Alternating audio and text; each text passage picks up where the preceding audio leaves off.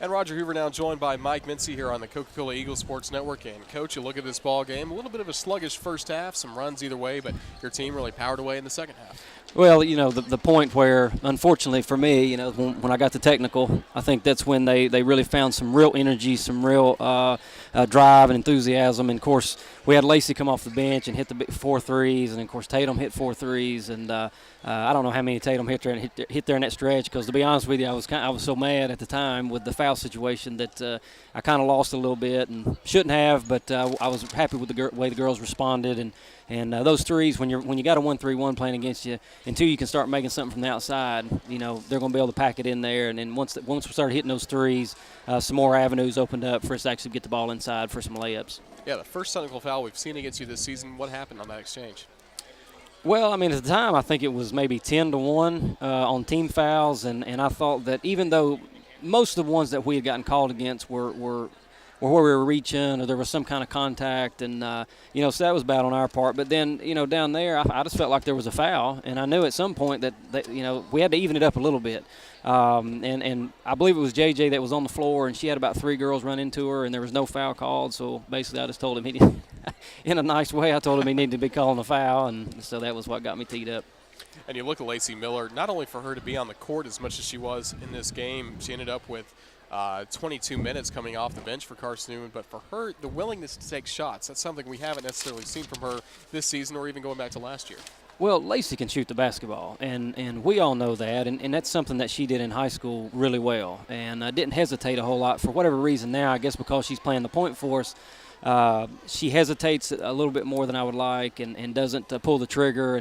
But tonight was a perfect game for her because, they're playing a 1-3-1 zone. We've got at least 3, sometimes even 4 shooters out on the floor that any one of them can take a shot. And some of the ones that she took, they were really good shots because she was wide open. And I kept telling her, now keep shooting the ball. And that's why we weren't going to take her out because she had the hot hand.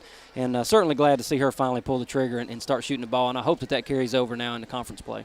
One player that didn't really finish up the pre-Christmas break games like she wanted to is Nikki James. Against Lenore Ryan, she didn't have any points, didn't have any rebounds, but did pick up 4 fouls and some limited time on the court. She comes right back tonight, gets 9 points, gets 8 rebounds, and really was a presence against 2 good post players from VI.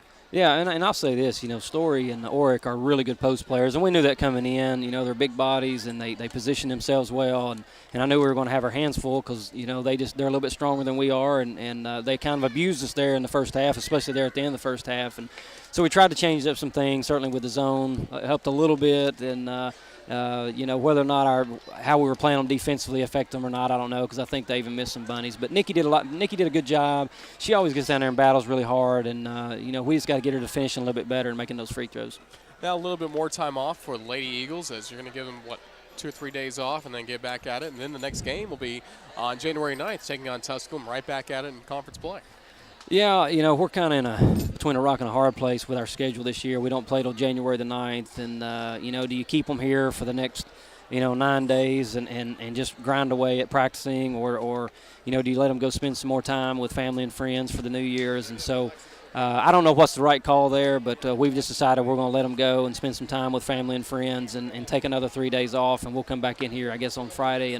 And we still got 6 full days of practice before we head up the road to play Tusculum. And so you never know what the right call is with a basketball team, but hopefully they'll take advantage of the nice rest since we've gone now 4 days and take those 3 days off. And because when they come back, it's going to be a long grind for the next 2 months. Coach Mincey, congratulations on the victory. Thank you for joining us. Thank you. Appreciate it. That was Carson-Newman head coach Mike Mincey. His comments after the Lady Eagles pick up a 79-60 win over Virginia Intermont. For everyone involved with Carson-Newman women's basketball and Carson-Newman athletics, this has been Roger Hoover. Thank you for joining us.